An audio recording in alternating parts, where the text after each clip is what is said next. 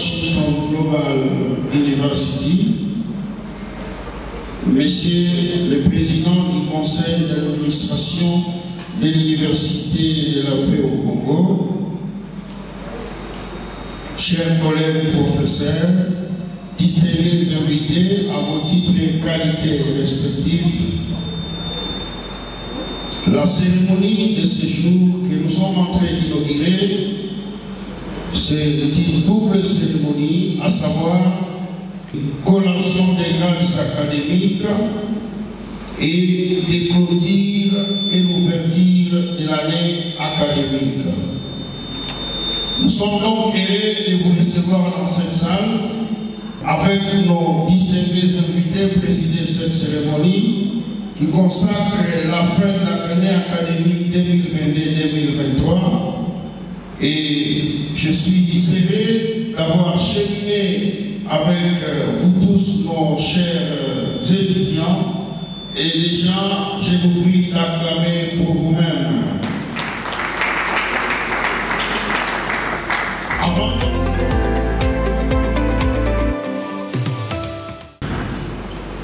En ce jour, qui est un jour historique, un jour qui restera marqué dans la vie de plusieurs, il est bon de connaître d'où vient cette institution. Qui en sont les pères scientifiques? Qui en ont payé le prix? D'où venons-nous et où allons-nous? Parce que nous savons une chose, l'histoire ne se falsifie jamais. Aujourd'hui, nous parlons de Washington Global University, nous parlons de UNIVAC.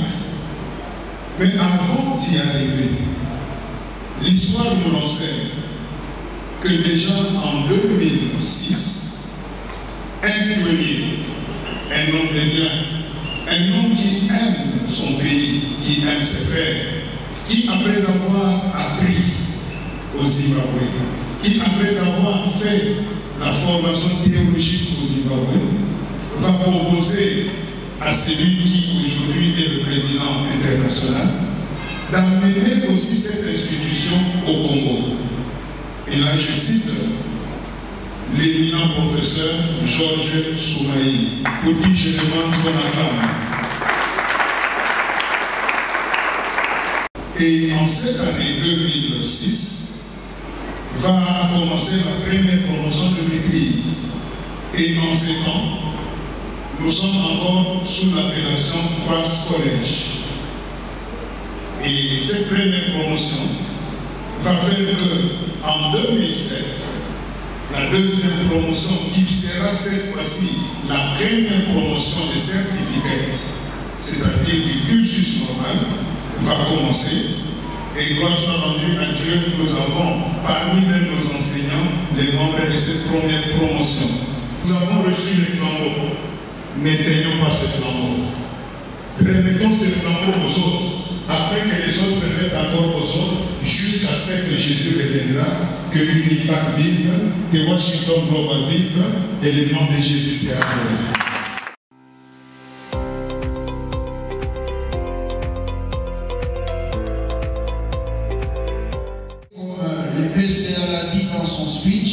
Cette institution à la base était une extension du Christ College et ce matin nous avons l'un de nos pères qui est le professeur Washington Bahia qui a été là à la genèse de cette institution.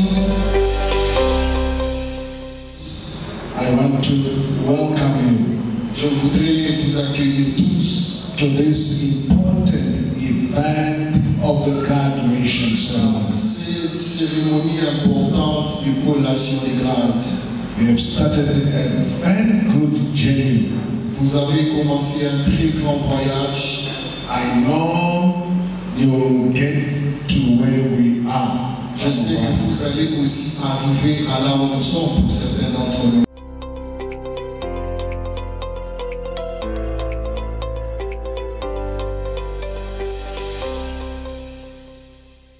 Mais ce que je voudrais partager avec vous, c'est que nous sommes la lumière du monde en tant qu'universitaire, très bien, mais comment est-ce que nous allons gérer cette lumière-là. La plupart des gens disent, pour bien gérer cette lumière, qu'est-ce qu'on fait? Il y a un processus qu'on appelle, en termes très scientifiques, la pragmatique de la recherche scientifique. Partout où vous serez, vous allez apprendre à faire de la recherche scientifique comme on l'a appris à l'université. Mais ce qui est important, sur quoi je voudrais insister, dans toute recherche que vous allez faire, il y a ce qu'on appelle la pivotante de la vie scientifique. La pivotante de la vie scientifique, c'est quoi? C'est la prise de décision. Tous les jours, tout ce que nous faisons, nous ne faisons que prendre des décisions. Ce matin, vous avez pris des décisions. La première, c'est de vous lever. C'est une décision. Vous pouvez dire non, j'ai reste au lit. Vous avez pris également votre décision. Vous dites voilà, je veux me laver. C'est une décision. Et vous avez dit bon, je vais me laver, d'accord. Je me lave tout le corps ou je lave seulement la tête. C'est aussi une décision. Le problème que nous avons, nous, universitaires, c'est de savoir comment prendre des décisions managériales. C'est-à-dire une décision, une action qui nous amène plus de bonheur et moins de souffrance. C'est que je voudrais surtout dire à nos amis diplômés, vous êtes appelés à partir d'aujourd'hui à prendre des décisions comme tous ceux qui sont venus vous accompagner. Partout où nous sommes, mari, femme, enfants, nous prenons des décisions. Et cette leçon académique que je voudrais vous donner, surtout tourne autour de ce concept-là, la décision. Qu'est-ce qu'on entend par une décision? C'est une action qui est choisie parmi plusieurs autres actions et qui m'amène le plus de bonheur et le moins de souffrance dans les circonstances où je me trouve. C'est ça une décision. Alors, quel est le processus de la prise de décision? Ça, c'est important pour notre vie en tant que chrétien et en tant qu'universitaire. Lorsque je dois prendre une décision, la première étape à laquelle je veux m'associer, on ne prend pas des décisions lorsqu'il n'y a pas de problème. Une décision est prise que lorsqu'il y a un problème. Le problème comme étant un écart entre ce qui est et ce qui devrait être. C'est la première étape de la prise de décision. Vous terminez, vous cherchez le boulot. Est-ce qu'il y a un problème? Oui. Quel est ton problème? C'est la recherche, le travail. Qu'est-ce qui devait être là? Le travail. Qu'est-ce qui est là? Le chômage. Cet écart-là, c'est que nous avons le problème. Ça, c'est la première étape. Une deuxième étape à laquelle vous devez vous mettre, une fois que vous avez identifié le problème, c'est très important. Quelles sont les causes qui sont à la base de ce problème? Parce que moi j'ai terminé mon études universitaires, je ne trouve pas facilement le travail. Ça, c'est le diagnostic. Pourquoi? Qu'est-ce que les causes du travail? Peut-être que les gens n'ont pas du travail. Une fois que vous avez fait votre diagnostic, vous allez passer à une troisième phase, c'est la recherche des solutions. Jusque-là, vous n'avez pas compris la décision. Vous cherchez la solution. Qu'est-ce qu'il faut faire pour que je puisse avoir du travail? J'ai les connaissances qu'il faut, j'ai les atouts qu'il faut pour rechercher maintenant les différentes solutions qu'il faut faire. Est-ce que je dois créer moi-même une entreprise? Est-ce que je dois faire des compléments d'emploi? Vous avez autant de solutions que vous allez préconiser. Et cela vous conduit à une quatrième phase. C'est l'analyse des différentes solutions que vous avez envisagées. Vous dites, mais parmi toutes ces solutions que j'ai préconisées, quelle peut être la meilleure des solutions? vous analysez ces solutions-là. Une fois que vous allez analyser ces solutions, vous retrouverez la meilleure. Et ça, c'est la cinquième étape à laquelle vous arrivez. C'est le choix de la meilleure solution. Comme je cherche trop de travail, il y a trop de problèmes, je vais créer ma petite entreprise agricole. Comme j'ai peu de moyens, j'ai un terrain. Là, vous avez choisi une solution et vous voulez l'exécuter. La sixième étape, elle est facile. Vous mettez en pratique votre solution que vous avez choisie. Et vous dites, voilà, maintenant, je vais y aller. Je vais rechercher les moyens et vous mettez votre décision en pratique.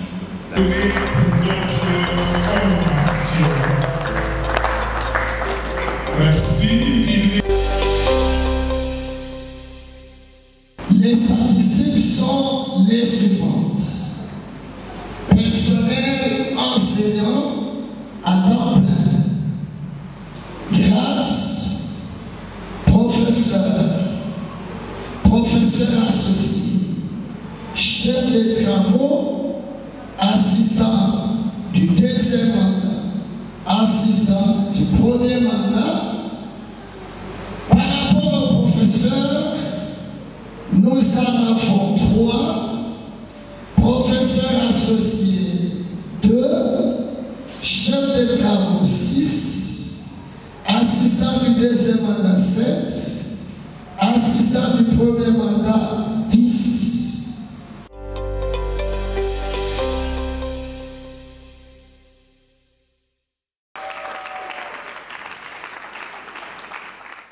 Ou licence en théologie a reçu les examens de 25 étudiants. Après débat et délibération à huis clos, le jury a pris les décisions suivantes. A réussi avec mention grande distinction aucun étudiant. On réussit avec mention distinction 3 étudiants. On réussit avec la mention satisfaction 14 étudiants. On réussit avec distinction 4.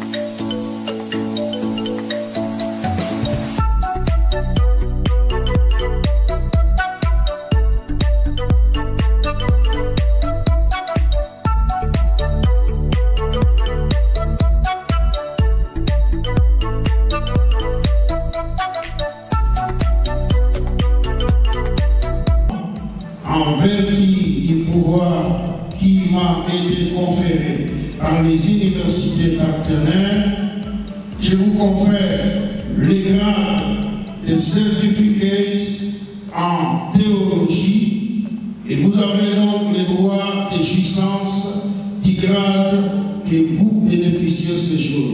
Mes très sincères félicitations.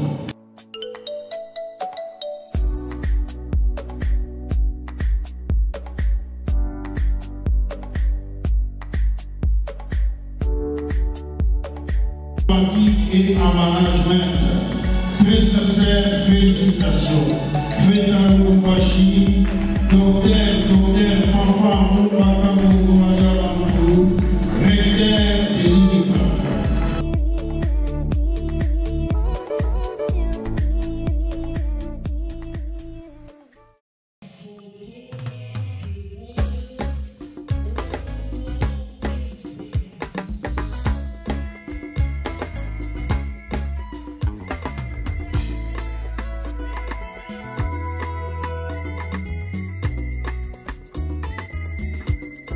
Todo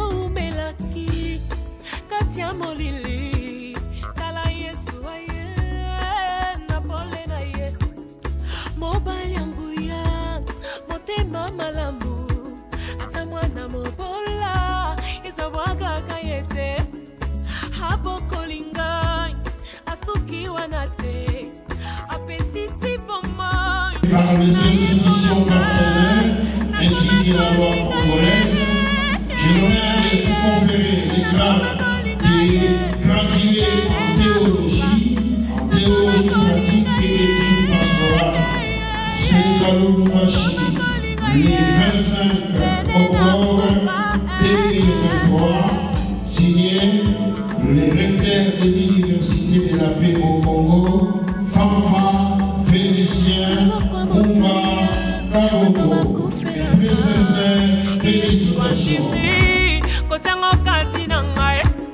Naza phase de terre et bandana bamba bamba. Andy Miriska, il a investi en moi. A fungoli de lang, a la kissinga yango. Fanfa Félicien Kumba Kaboko Waliamatu, recteur de l'Université de la paix au Congo.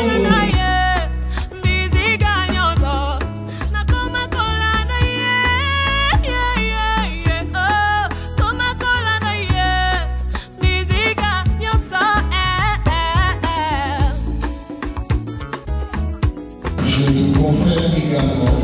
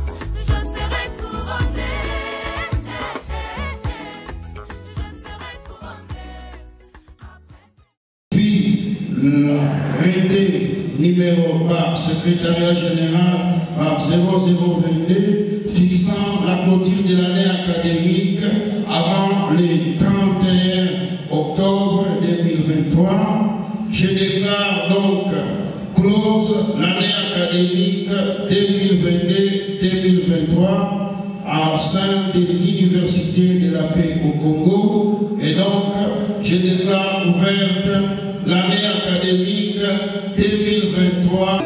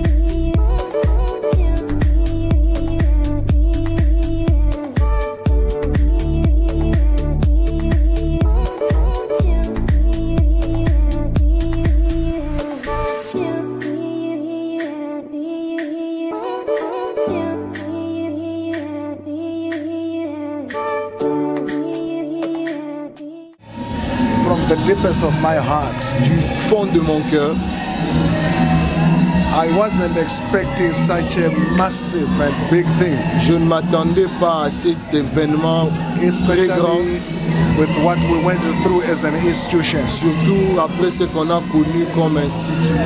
On behalf of Washington Global, Au nom de Global Washington Calvary University, et l'Université de Calvary, Stafford, Stanford de we l'Ouganda, are excited nous sommes très excités de with joie the graduation ceremony pour of cette today. cérémonie de collation de grades qu'on a vue My ensemble. heart goes to the principal, Mon cœur droit au recteur, Dr. Fanfan, le docteur Fanfan, the international coordinator and chairperson, et notre PCA, Dr. Gerald. le docteur Gérard. Indeed, it was a great event, Je vous assure, c'était un grand événement and we hope 2024 next year et nous avons l'espoir que l'année prochaine, en we'll 2024, have more students nous aurons encore beaucoup d'étudiants graduating dans la cérémonie so de that we collation. impact DRC, our community in Une DRC. façon pour nous d'impacter la RDC, notre communauté.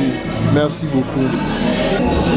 Avant de présenter les objectifs pour l'année prochaine, la première chose c'est de dire que l'UNIPAC, c'est l'alma mater qui prépare les gens, qui forme. C'est une université de paix, une université depuis 2006 vient de produire 13 docteurs, plusieurs maîtres, plusieurs licenciés. L'UNIPAC fonctionne dans la paix, dans l'amour du Seigneur. L'UNIPAC ne forme pas seulement des théologiens, mais forme tout le monde. Alors, le sentiment que nous avons, c'est le sentiment de satisfaction. Satisfaction, sentiment de joie, mais aussi de gratitude auprès de Dieu. Alors, tout ce que nous demandons, que les gens rejoignent l'UNIPAC. Nous ne travaillons pas seuls. Nos diplômes à nous ont une accréditation internationale. Plusieurs universités. Nous avons un corps académique fantastique. Qu'ils viennent, nous les attendons. Et les objectifs, c'est que l'UNIPAC doit aller de l'avant. L'UNIPAC aura bientôt ses propres bâtiments. L'UNIPAC formera et continuera à former. Faire confiance à l'UNIPAC, d'abord parce que c'est une institution légalement établie. Nous avons le texte juridique et nous avons l'autorisation de fonctionnement du ministère de l'Enseignement supérieur et universitaire. D'aider, vous devez nous faire confiance parce que nous sommes d'abord une institution chrétienne. Qu'est-ce que cela veut dire? Nous prenons les valeurs chrétiennes au sein de notre université. Avec nous, il n'y a pas de points sexuellement transmissibles et tout ce que vous pouvez décrire dans d'autres institutions universitaires. Ça veut dire le phénomène corruption, la dégradation des mœurs dans les milieux universitaires.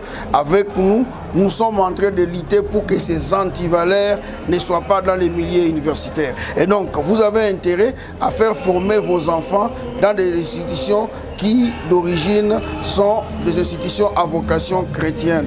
Détroit, nous ne pouvons pas seulement livrer les diplômes congolais, mais avec les institutions partenaires que nous avons la possibilité de donner à nos récipiendaires les diplômes d'accréditation internationale, plus particulièrement au niveau du master et au niveau du doctorat, des diplômes venant des États-Unis, de l'Afrique du Sud, du Zimbabwe et aussi de Londres.